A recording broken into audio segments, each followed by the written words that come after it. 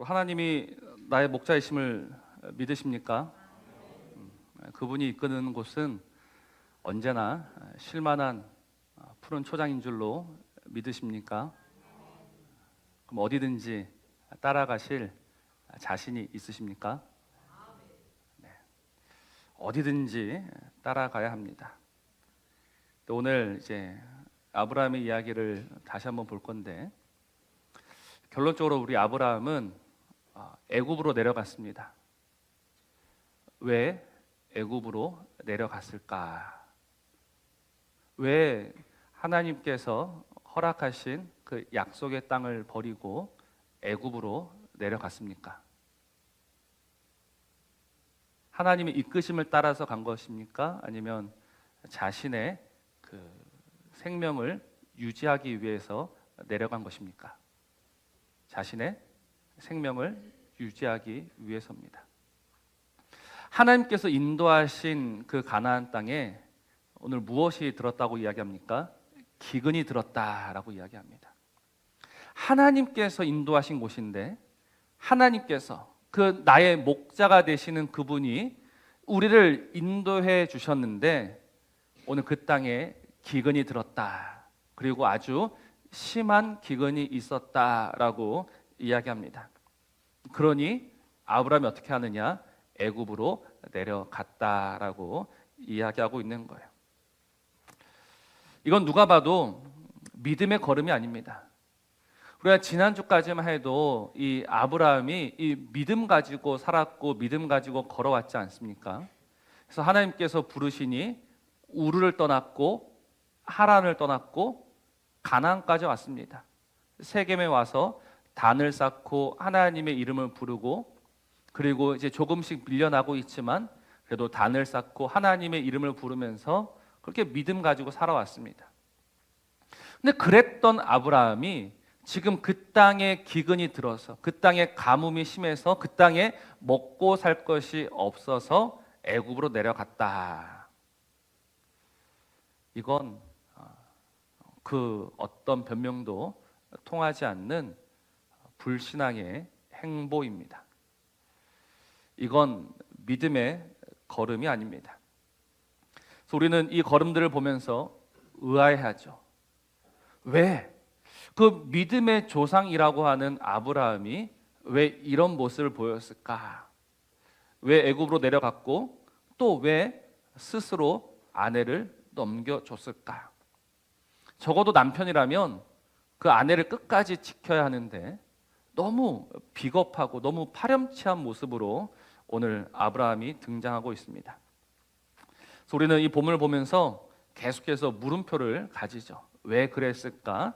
왜 그랬을까? 우리는 그 이유를 알고 싶어 합니다. 우리는 여기서 잠시 그 이유에 집중하기보다는 오늘 이 성경을 기록한 저자의 의도, 왜 이 사건을 여기에다가 기록했을까를 먼저 생각해 보아야 합니다.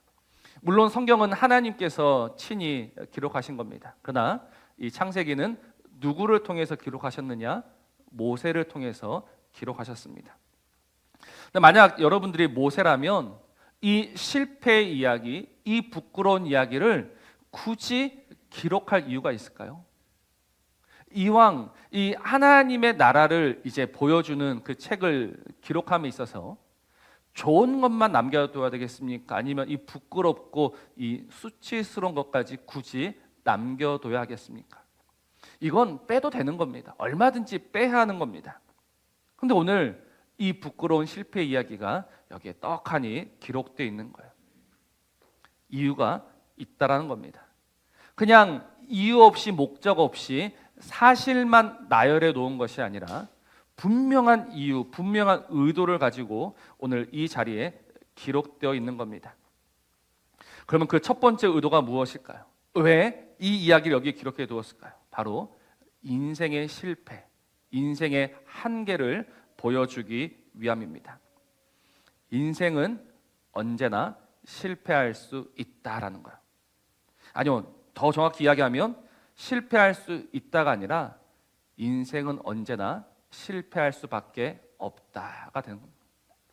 인생은 반드시 실패하게 되어 있습니다. 아브라함이 지금 가나안에 왔습니다. 점점 남방으로 밀려나가긴 했습니다.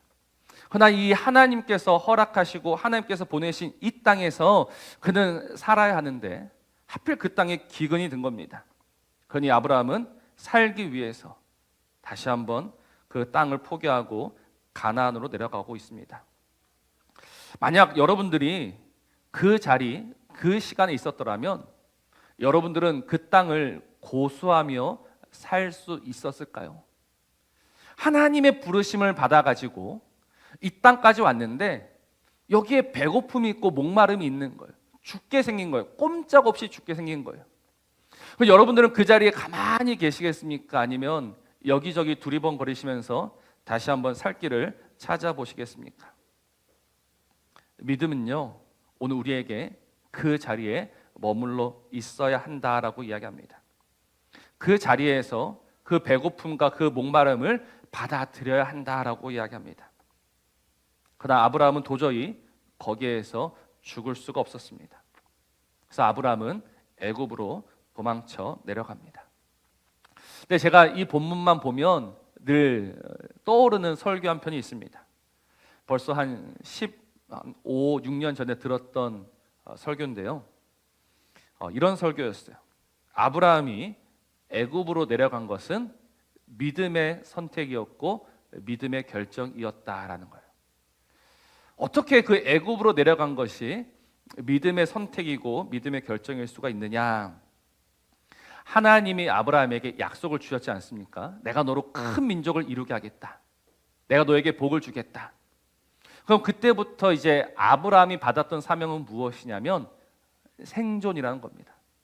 아브라함은 죽으면 안 된다는 겁니다. 그래서 아브라함은 죽으면 안 되기 때문에 애굽으로 내려갔고 그 안에 사례까지 내어주었다. 내가 살아있어야지만 하나님의 계획이, 하나님의 뜻이 이루어지니 아브라함은 우리가 보기에는 어리석지만, 우리가 보기에는 이해 안 되지만 그 믿음의 삶을 살았다라는 그런 설교를 들었습니다. 처음 들을 때는 와 하고 좀 많이 놀랐어요. 아, 아브라함이 애굽으로 내려간 거는 정말 믿음 가지고 내려간 거였구나. 그런데 하나님의 말씀을 묵상하면 묵상할수록 이건 믿음을 가지고 내려간 게 아니다라는 결론에 이를 수밖에 없습니다.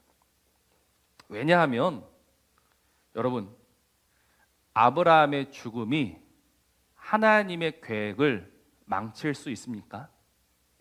아브라함이 죽었어요.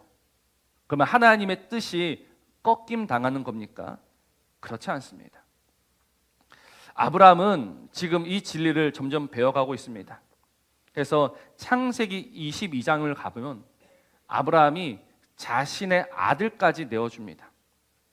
아들까지 내어줄 수 있었던 이유가 무엇이냐면 히브리서는 이렇게 이야기해요. 그가 하나님이 능히 이삭을 죽은 자 가운데서 다시 살리실 줄로 생각하였다. 내가 지금 이 아들을 들여서 이 아들이 죽어도 그러나 이 죽음이 하나님의 뜻이 꺾임당하는 것이 아니라 하나님이 죽은 그 이삭을 살려서라도 그 뜻을 이루어 가실 것이다 라는 믿음이 있으니까 그 아들까지 내어 주었다라는 겁니다. 그러니까 지금 창세기 12장의 아브라함과 창세기 22장의 아브라함은요 다른 거예요. 창세기 12장에서 아브라함은 죽으면 끝이다.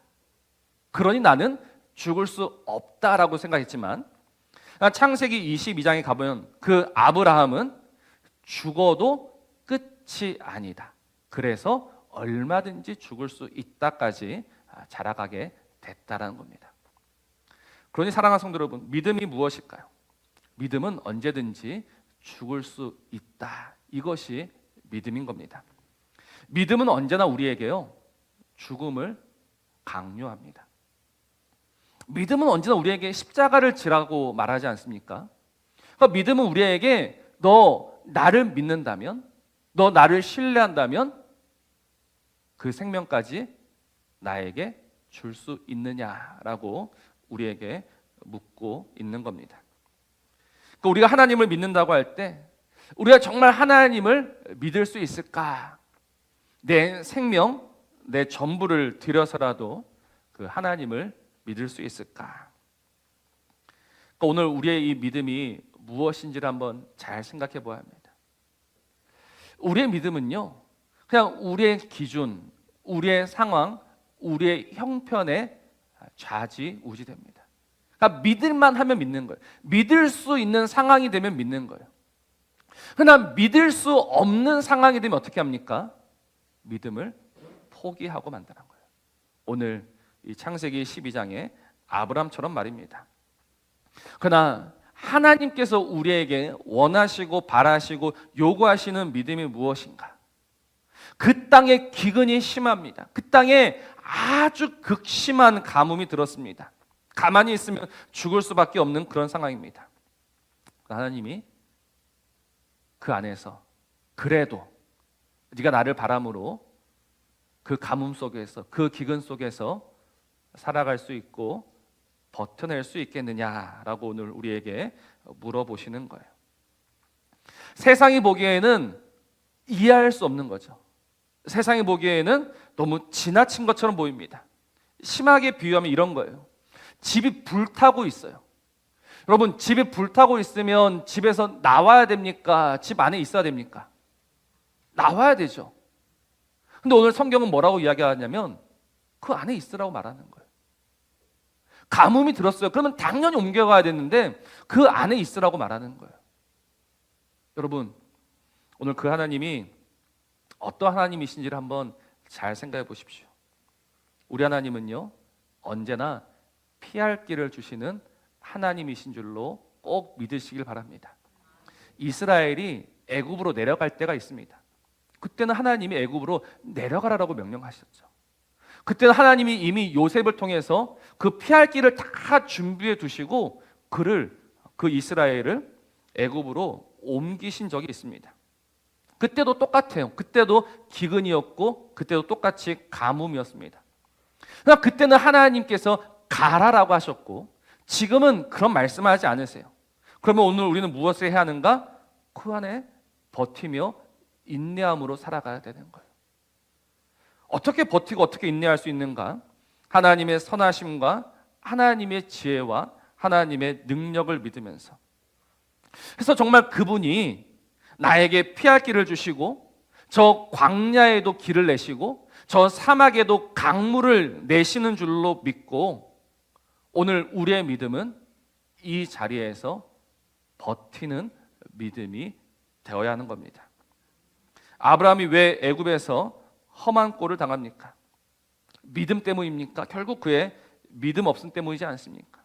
그 믿음 없음으로 인해서 그는 살기 위해서 애굽에 갔지만 그 삶까지 다 잃어버릴, 자신의 목숨보다도 더 귀한 것을 잃어버릴 그 위기에 처하고 말았다라는 겁니다. 여러분, 애굽은요 절대 우리의 안식처가 될 수 없습니다. 우리가 찾아서 우리가 가는 그곳은요 우리에게 생명을 주지 않습니다. 오직 우리를 부르셔서 우리를 자녀 삼으시고 오늘도 우리와 함께 하시는 그분이 나의 생명이 되며 나의 안식처가 되며 나의 구원이 되는 것이지, 오늘 내 눈에 보이는 것, 내 손에 잡히는 것이 절대 나의 구원, 나의 생명이 될 수가 없는 겁니다. 그러니 하나님이 나에게 이 믿음을 주실 때 이 안에서 인내하시면서 견디시면서 버텨가시면서 그렇게 하나님의 선하심을 맛보아 알아가는 저와 여러분 되시기를 주의 이름으로 축복합니다. 사람은 끊임없이 그 안에서 인내하며 버티며 살아가는 우리를 흔들고 또 흔들 겁니다. 쉼없이 흔들 겁니다. 제가 처음에 인생은 결국 실패할 수밖에 없다라고 말씀을 드렸죠. 왜 실패할 수밖에 없느냐? 끊임없이 우리를 흔들기 때문에 그렇습니다. 아무것도 아닌 것, 별것 아닌 것, 그 작은 것 때문에 흔들려서 넘어져서 이 믿음을 또 포기하게 되고 이 믿음 없이 살아가게 되고, 그래서 오늘도 좌절할 수밖에 없는 것이 인생입니다. 그러나 그 좌절하고 그 실패하고 넘어져 있는 인생이 다시금 일어날 수 있고 다시금 살아갈 수 있는 힘은 어디에 있는가? 바로 오늘 우리 하나님에게 있습니다. 이게 바로 오늘 이 수치스러운 사건이 기록된 두 번째 이유입니다. 인생은 언제나 실패합니다. 인생은 언제나 넘어집니다. 그러나 하나님은 그 실패한 인생을 들어 사용하신다입니다. 하나님이 아브라함을 왜 부르셨을까? 하나님이 아브라함을 왜 사용하셨을까? 그가 예뻐서? 그가 좀 특별해서? 그가 좀 남달라서? 아니요, 그렇지 않다라는 거예요. 하나님이 아브라함을 불러서 사용하신 것은 그 실패한 인간의 전형이 되는 겁니다. 실패한 인간의 모범이 되는 겁니다. 아브라함이 어떻게 믿음이 대단해서 그를 불러낸 것이 아니라 정말 믿음 없음, 그래서 오늘도 실패하고 오늘도 넘어지는 인생의 대표로 하나님은 그 아브라함을 부르신 겁니다. 아브라함이 결국 그 가나안을 떠나서 애굽으로 갔습니다. 그 애굽에서 그는 심한 두려움을 느낍니다. 이 먹고 사는 두려움 때문에 애굽으로 내려갔는데 이제는 생명의 위협, 생명의 두려움을 느끼고 있습니다. 그래서 아브라함이 어떻게 합니까? 치사하게 아내를 버립니다. 오늘 13절에 이제 원하건대라는 표현은요, 단순한 부탁이 아닙니다. 이거는 명령이고 간청이고 은근한 압박입니다. 지금 아브라함이 사레한테 자신의 아내의 등을 떠밀고 있는 겁니다. 나 살기 위해서 누구를 버리고 있습니까? 아내를 버리고 있습니까? 여러분, 이런 남편은 어떻게 해야 합니까? 버리지 마시기 바랍니다. 그래도 그 불쌍한 인생을 여러분들이 거두셔야 됩니다. 그런데 지금 그 치사하고 그 파렴치한 아브라함이 우리가 생각하기에는 그 애굽에서 죽어도 10번은 더 죽어야 될 것 같은데 그 아브라함이 삽니다.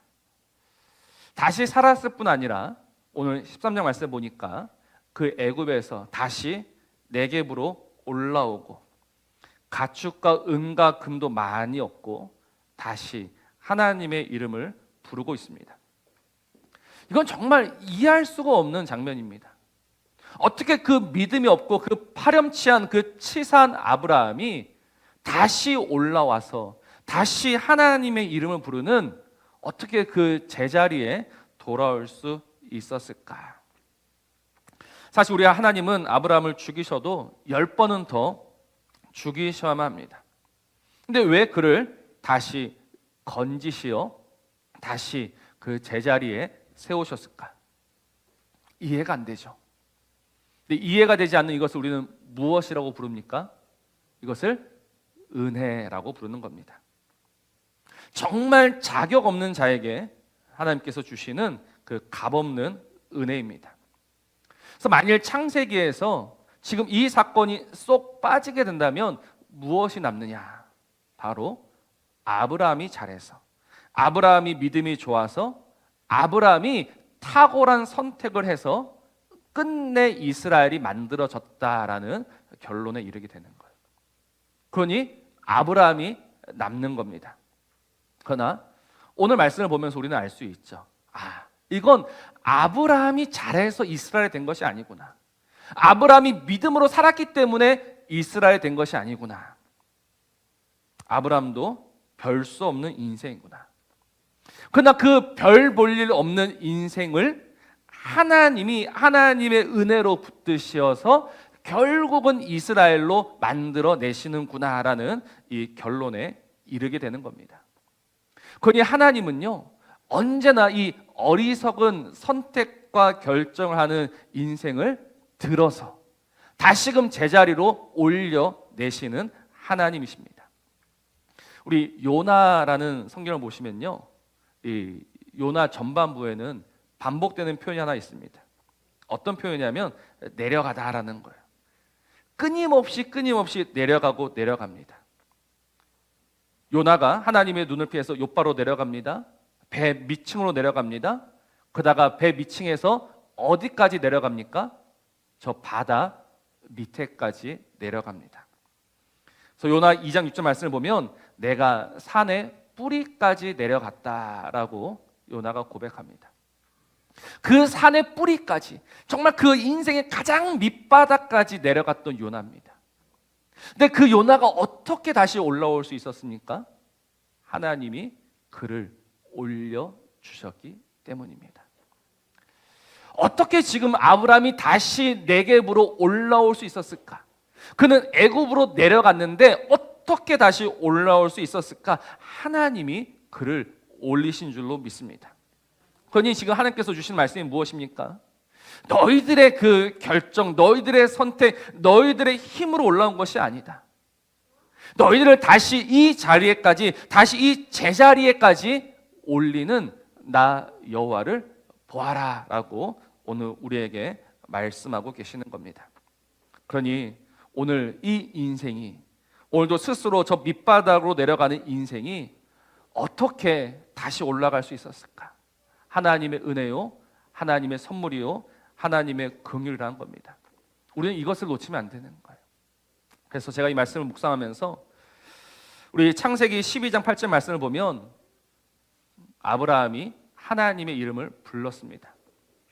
여러분, 그때는 이 아브라함이 하나님을 어떻게 불렀을까요?